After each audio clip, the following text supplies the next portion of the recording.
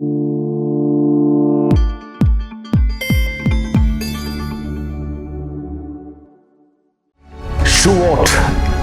a real Pentecost.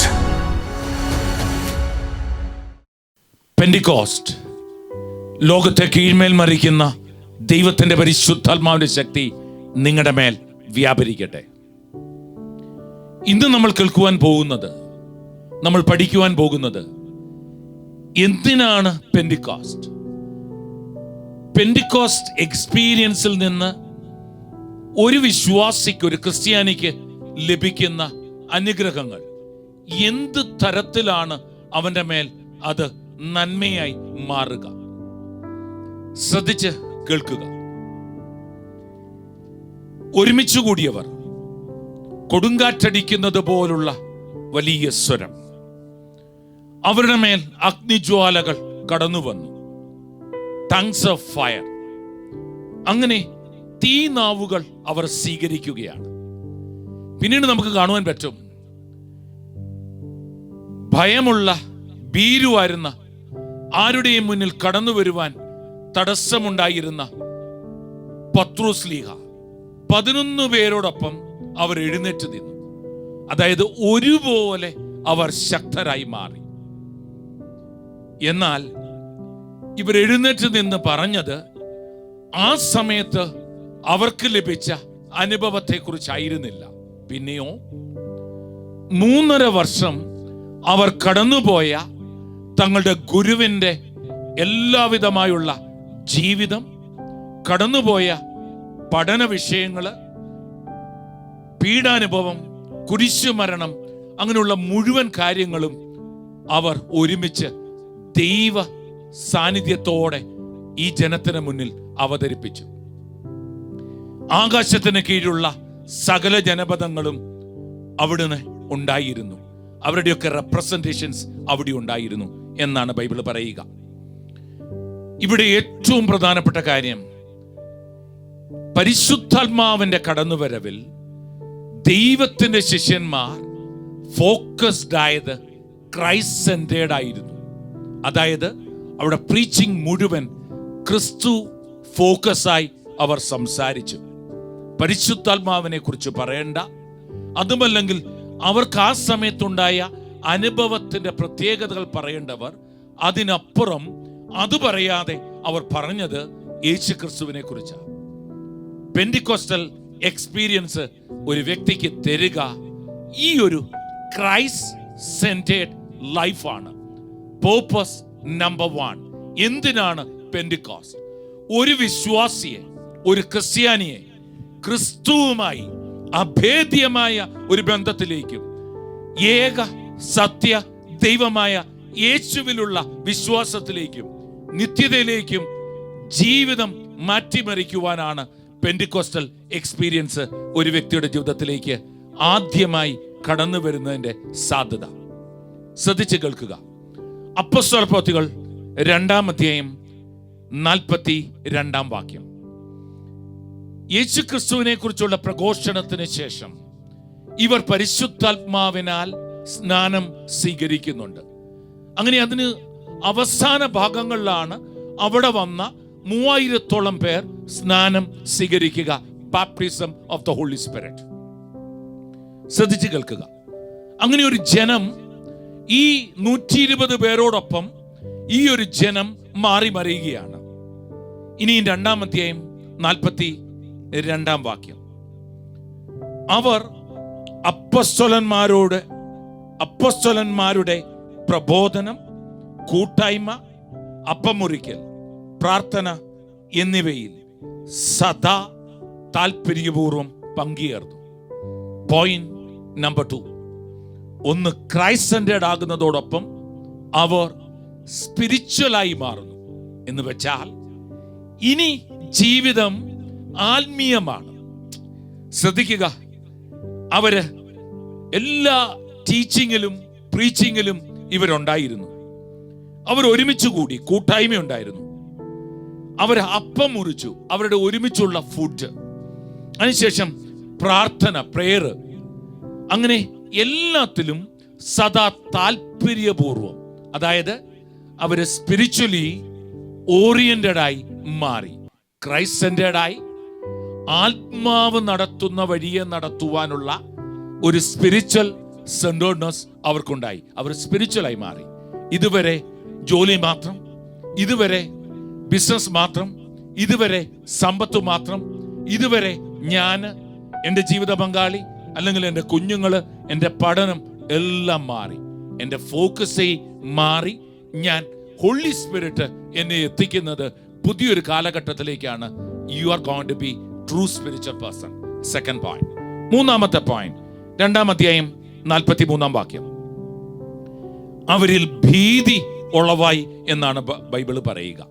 യഥാർത്ഥത്തിൽ English Bible പറയുക, നിങ്ങൾ എടുത്തു വായിച്ചാൽ 42 പറയുക, അവര് ഓഫ് എന്ന് പറയുന്ന ഒരു വേർഡ് ഉപയോഗിച്ച് നമ്മൾ വേണമെങ്കിൽ വോ എന്ന് വെച്ചാൽ ഭയങ്കരമായ ഒരു എക്സ്ട്രീം ഒരു ആത്മീയ സന്തോഷത്തിന്റെ ലെവലിലേക്ക്, ഓ സൂപ്പർ, ആ ഒരു ലെവലിലേക്കുള്ള ലൈഫിലേക്ക് അവർക്ക് മാറ്റമുണ്ടായി. എന്ന് വെച്ചാൽ ആത്മാവിൽ നിറഞ്ഞ സന്തോഷമുള്ള ഒരു കാലഘട്ടം. അതിനുശേഷം ബൈബിൾ പറയുന്നു, നിരവധി അത്ഭുതങ്ങൾ, അപ്പസ്തലന്മാർ വഴി പല അത്ഭുതങ്ങളും അടയാളങ്ങളും സംഭവിച്ചു. മിറാക്കുലസ് ഒരു സ്പിരിച്വൽ ലൈഫിലേക്ക് കാര്യങ്ങൾ മാറി. ദൈവം ഒരു വണ്ടർഫുൾ പേഴ്സണൽ എക്സ്പീരിയൻസ്ഡ് സ്പിരിച്വൽ ലൈഫായി മാറി. 3-ാമത്തെ പോയിന്റ്. 4-ാമത്തെ പോയിന്റ്, പെന്തിക്കോസ്റ്റ് എന്താണ് നമ്മുടെ ജീവിതത്തിൽ തരിക? 44-ാം വാക്യം. വിശ്വസിച്ചവർ എല്ലാവരും ഒറ്റ സമൂഹമായി, യൂണിറ്റി. ഒരു മിഷൻ ഡെവലപ്പ് ചെയ്യുന്നു, മിനിസ്ട്രി ഡെവലപ്പ് ചെയ്യുന്നു, അവർ ഒരുമിച്ച് നിൽക്കുന്നു. പ്രോബ്ലംസ് ഉണ്ടാകാം, അവർ തമ്മിൽ ആശയപരമായ സാധ്യതകളൊക്കെ വരാം. പക്ഷേ അവർ ഒരുമിച്ച് നിൽക്കുവാനുള്ള ഒരു വലിയ കൃപ പരിശുദ്ധാത്മാവ് അവർക്ക് നൽകുകയാണ്. തങ്ങൾക്കുണ്ടായിരുന്നതെല്ലാം പൊതുവായി കരുതുകയും ചെയ്തു. മാറ്റമില്ല, സെപ്പറേഷൻസ് ഇല്ല. ഒരേ വീട്, ഒരേ ഭവനം, ഒരേ തീന്മേശ, ഒരേ ഓൾട്ടർ, അങ്ങനെയെല്ലാം പരിപൂർണമായി ഷെയർ ചെയ്യുന്ന ഒരു യൂണിറ്റി അവരുടെ മേൽ ഡെവലപ്പ് ചെയ്തു. ഒരു ടുഗദർനെസ്, ഒരുമിച്ചായി എന്നാണ് ബൈബിൾ പറയുക. 45, അടുത്ത 4-ാമത്തെ പോയിന്റ്, 45-ാം വാക്യം. അവർ തങ്ങളുടെ സ്വത്തുക്കളും വസ്തുവകളും വിറ്റ് ആവശ്യാനുസരണം എല്ലാവർക്കുമായി വീതിച്ചു. സോഷ്യലിസം അല്ല, പക്ഷേ സപ്പോർട്ടീവ് ടെൻഡൻസിയാണ്. കൂടെയുള്ള ഒരാൾ തളർന്നാൽ ചേർത്ത് പിടിക്കുവാനുള്ള കരുതൽ, അത് ഫൈനാൻഷ്യലി, ഫിസിക്കലി, മെന്റലി, സ്പിരിച്വലി ഒരുമിച്ച് നിൽക്കുന്ന, കൈകോർത്തു പിടിച്ചുയർത്തുന്ന ദൈവ സാന്നിധ്യം പരിശുദ്ധാത്മാവിന്റെ പെന്തിക്കോസ്റ്റ് അവർക്ക് നൽകി എന്നത് മനസ്സിലാക്കുക. പോയിന്റ് നമ്പർ 5 വളരെ ശ്രദ്ധയോടെ കേൾക്കുക. 46-ാം വാക്യം. അവർ ഏക മനസ്സോടെ താല്പര്യപൂർവ്വം അനുദിനം ദേവാലയത്തിൽ ഒന്നിച്ചുകൂടുകയും ഭവനം തോറും അപ്പം മുറിക്കുകയും ഹൃദയലാളിത്യത്തോടും ആഹ്ലാദത്തോടും കൂടെ ഭക്ഷണത്തിൽ പങ്കുചേരുകയും ചെയ്തിരുന്നു എന്ന് ബൈബിൾ പറയുന്നു. ശ്രദ്ധിക്കുക, അവര് ഏക മനസ്സായി, ടുഗദറായതും ഈക്വലായതും ഒരുപോലെ നിന്നതിനും അപ്പുറം എങ്ങനെയാണ് ഏക മനസ്സുണ്ടാവുക? ആശയങ്ങൾ പലതു വന്നാൽ പോലും ദൈവാത്മാവിനാലും ദൈവത്താലും യേശുക്രിസ്തുവിനെ പ്രതി ദൈവം ആഗ്രഹിക്കുന്ന ആശയത്തിലേക്ക് വ്യക്തിപരമായ മുറിവുകൾ ഉണ്ടായാലും ആശയങ്ങൾ ഉണ്ടായാലും അവയെല്ലാം മാറ്റിവെച്ച് ഏക സിംഗിൾ പ്രോസസ് ആകുന്ന ക്രിസ്തുവിൽ ഒരുമിക്കുന്ന സന്ദേശങ്ങൾ അവർക്കുണ്ടായി. അതുകൊണ്ട് തന്നെ അവർ സിംപ്ലിഫൈ, ഹ്യൂമിലിറ്റി, ഹംബിൾനെസ്സോടുകൂടി ഒരുമിച്ച് ആഹാരം കഴിച്ചു, അപ്പം മുറിച്ചു. അവരങ്ങനെ അനുദിനം എന്ന് വെച്ചാൽ വല്ലപ്പോഴുമല്ല പ്രോസസ് അല്ല, വീക്ക്ലി വൺസ് അല്ല, എവ്രി ഡേ റെഗുലർ ഒരു സ്പിരിച്വൽ ലൈഫ് ഡെവലപ്പ് ചെയ്യുന്നതായിട്ട് ഇവിടെ കാണുവാൻ പറ്റും. 7-ാമത്തെ പോയിന്റ്, 47-ാം വാക്യം. അവർ ദൈവത്തെ സ്തുതിക്കുകയും എല്ലാ മനുഷ്യരുടെ സംപ്രീതിക്ക് പാത്രമാവുകയും ചെയ്തു. രക്ഷ പ്രാപിക്കുന്നവരെ കർത്താവ് അവരുടെ ഗണത്തിൽ പ്രതിദിനം ചേർത്തുകൊണ്ടിരുന്നു. ശ്രദ്ധിക്കുക, ഇവിടെ ഒന്ന്, അവർ ദൈവത്തെ സ്തുതിച്ചു. പ്രൈസ് ആൻഡ് വർഷിപ്പിൽ അവർ ട്രെയിൻഡ് ആകുകയാണ്. എന്തിനാണ് praise and worship? Presence of God. ആരാധനയിൽ ദൈവത്തിന്റെ ആത്മാവ് ഇറങ്ങി വന്നു. ഇതുവരെ ഇങ്ങനൊന്നും സംസാരിക്കാതിരുന്ന ആൾ, ഇതുവരെ ഇങ്ങനൊന്നും പറയാതിരുന്ന വ്യക്തി ക്രൈസ്റ്റ് സെന്റേർഡായി ആത്മാവിൽ നിറഞ്ഞ് ഒരു മനസ്സോടെ ഐക്യത്തോടെ വരുന്നതോടുകൂടി ഇവർ ദൈവത്തെ സ്തുതിച്ച് ആരാധിക്കുന്ന ഭയങ്കര രസകരമായ ആത്മീയ ജീവിതത്തിലേക്ക് വരികയും നിരവധി പേരെ, ആരെയും വെറുപ്പിക്കാത്ത ഒരാത്മീയത എന്ന് വെച്ചാൽ കോംപ്രമൈസ് ഉള്ള ആത്മീയതയല്ല, കോംപ്രമൈസ് ഇല്ല യേശു ക്രിസ്തുവിൽ. എങ്കിലും വാക്കുകൾ കൊണ്ട് ഹേർട്ട് ചെയ്യാതെ, മുറിക്കാതെ, തള്ളിക്കളയാതെ ഒരുമിച്ച് നിൽക്കുന്ന സംപ്രീതി, ഒരു പ്ലീസിങ് പേഴ്സണാലിറ്റി ലൈഫ് അവരെടുത്തു. ഡിപ്ലോമാറ്റിക് അല്ല, ശ്രദ്ധയോടെ കേൾക്കുക. ഇവരെ നേടിയെടുക്കുന്ന ഒരു പ്ലീസിങ് പേഴ്സണാലിറ്റി ഇവർ ഡെവലപ്പ് ചെയ്തു. ഇതുവരെ ആളുകളെ കാണാതിരുന്ന, ആളുകളെ അറിയാത്ത, ആളുകളോട് അധികം സംസാരിക്കാത്ത വ്യക്തി പോലും ദൈവത്തിന്റെ പരിശുദ്ധാത്മാവ് വന്നു കഴിഞ്ഞപ്പോൾ കൂടെ നിൽക്കുന്ന ഒരു സാധ്യത. ഫൈനലി മിഷൻ ഡെവലപ്പ് ചെയ്തു. Church planting. വരുന്ന ഓരോരുത്തരെയും പിക്ക് ചെയ്ത് ഗണങ്ങളായി അവരെ തങ്ങളോട് ചേർത്ത് പിടിച്ചു. ദൈവത്തിന്റെ പ്രിയപ്പെട്ട മക്കളെ, പെന്റിക്കോസ്റ്റൽ എക്സ്പീരിയൻസ് ക്യാൻസർ മാത്രം മാറ്റുവാനല്ല, മരിച്ചവരെ ഉയർത്തുവാൻ മാത്രമല്ല, അതൊക്കെ ഒരു സർട്ടൺ പെർസെൻറ്റേജ് മാത്രം. പക്ഷേ അൾട്ടിമേറ്റ്ലി നിങ്ങളെ അവൻ ക്രൈസ്റ്റ് സെന്റേർഡ് ആക്കും. പരിശുദ്ധാത്മാവിനാൽ നിറഞ്ഞ പത്രൂസും 11 പേരും എഴുന്നേറ്റ് നിന്ന് ക്രൈസ്റ്റ് സെന്റേർഡ് പ്രീച്ചിങ്, എല്ലാം ക്രിസ്തുവിലായിരുന്നു ഫോക്കസ്.